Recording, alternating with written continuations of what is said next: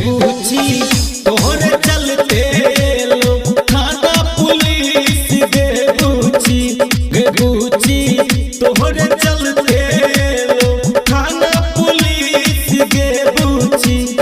थाना पुलिस गे बुची थाना पुलिस गे बुची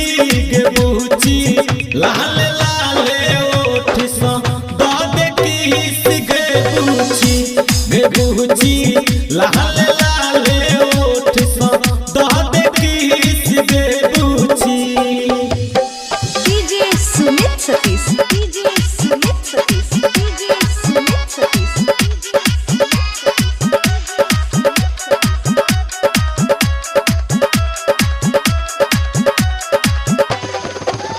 विधान सभा में चर्चा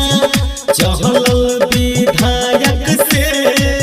छोड़ा सब पागल भेल कहबी छोड़ा बैसे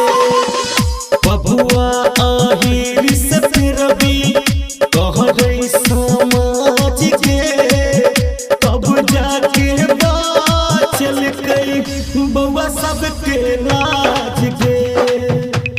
सबके राज नैना सोने करे एहना मीस गे बुची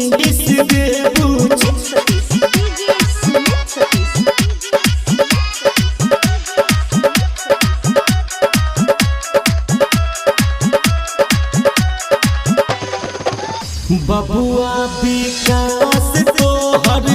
कहरो